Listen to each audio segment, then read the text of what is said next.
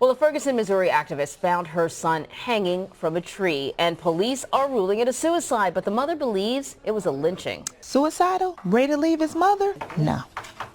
Nope. A mother knows her child. That's why Melissa McInnes wants St. Louis County Police to dig deeper into her son's death. He was not suicidal. On October 17th, she found Danye hanging from this tree in their backyard with bruises on his face. And this is her post that's been shared across America. He was in good spirits. McInnes says the 24-year-old wasn't depressed and was starting a real estate business. She believes there's more to this story. He said somebody took my son. McInnes, a prominent Ferguson activist, told me she thinks her family is being targeted. In the last 2 months, she says they've been getting death threats through social media, and those threats recently showed up at her doorstep. They watched my house, and when my husband and my son would approach the car, they would drive off. She also told me she never reported these threats to police, and I asked why not. Because we felt like we had this, you know. The St. Louis County coroner says Danye's autopsy won't be ready for weeks, and they will not give News 4 any preliminary reports. That's my baby. It hurts. St. Louis County Police told us for now this remains a suicide investigation. Saying that he committed suicide? No. You're going to respect him.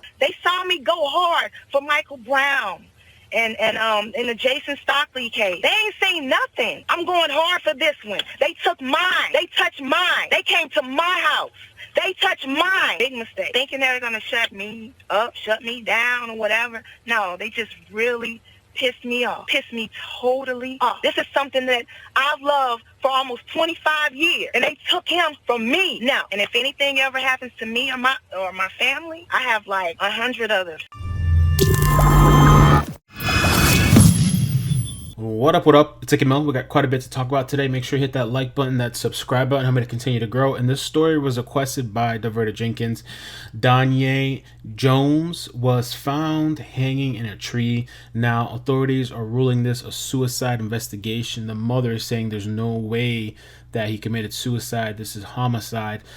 So we got a couple of bits of information to talk about. I'd love to know your guys' thoughts. Maybe shed some light on this, hopefully, and bring some more attention. Not a lot of news media organizations were really talking about this. It seems like the story already kind of died out. Honestly, I didn't hear much about it myself until Diverta told me about it. Now, the mother was an activist. It says here, McInnes was active in the months of protests that helped spark the Black Lives Matter movement following the fatal shooting of Black Ferguson teenager Michael Brown by a white police officer in August 2014. Officer Darren Wilson resigned and was never charged in the shooting. Now, here's a tidbit of information that I think is pretty interesting, and this is according to the mother.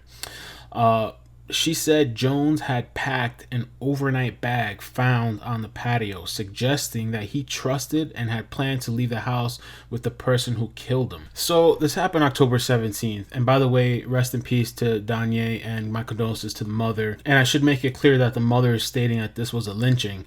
Now let's talk a little bit about the history of why there's speculation that people are being targeted. She feels that her son was targeted because of her activism. Now it says here on Washington Post, 3 untimely deaths in St. Louis County over the past 4 years have inspired speculation that Ferguson protesters are being systematically murdered, although so far there's no evidence to suggest that the parallels are anything more than coincidental. The first took place in November 2014 when riots broke out after a grand jury declined to indict police officer Darren Wilson for fatally shooting Michael Brown in August of that year. The next morning, Danye Joshua, 20, was found dead inside his car not far from his apartment complex where Brown had been shot. Joshua had been shot in the head and his body was lit on fire. Police investigated his death as a homicide. The police told Post-Dispatch that they were not discounting the possibility that the murder was linked to the rioting, according to the Riverfront Times. The case remains unsolved. 2 years later, Darren Seals, 29, was found dead inside a burning car. He too had been fatally shot. Seals was one of the first protesters to take to the streets after Brown's death and had become a prominent anti-violence advocate, the Washington Post's Wesley Loy reported. His death, which was also investigated as a homicide, remains unsolved, led other activists to fear that Seals had been targeted for his advocacy. And here we got another one. In May 2017, Edward Crawford, 27, died died of what police said was a self-inflicted gunshot. Crawford was best known as the man wearing an American flag tank top and hurling a smoking tear gas canister in a 2014 photograph that became associated with the Ferguson riots. His father contested the police's account, telling Post-Dispatch that Crawford had been in good spirits 2 days before his death and that he believed his son had shot himself by accident. So this is going to be the speculative part of the video. Well, I guess the thing that stood out to me the most was when the mother said Danye had like a night pack ready that was left on the patio, so it looked like he knew the person that killed him. That's pretty interesting, because if that was the case and if that's what happened, that seems more like a personal thing, I would think, versus an activism thing. But then, you know, the whole being hung on a tree or lynched, that does fall back in line with being targeted for activism, because that's trying to portray or send a message.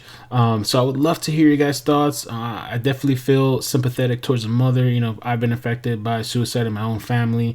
I couldn't imagine her finding her son like that. And I hope they get some more light that gets shed on this case. They do have a GoFundMe page. I'll put the link down below if you want to check that out.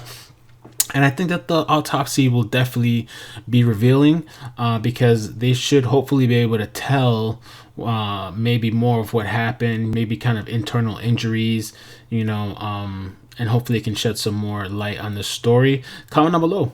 Are they targeting activists? Is he the latest person that was targeted among the others? Was this all coincidental? Was this one person? Was it an organization of people? Was it a group? I just really hope that for the mother's sake that they find some sort of resolution. And I would think that with today's technology, forensics and everything going on, that autopsy should be revealing whether this was a suicide or not. Hopefully they'll be able to find a way. All right, so comment down below, let me know your thoughts. Have a great day and peace.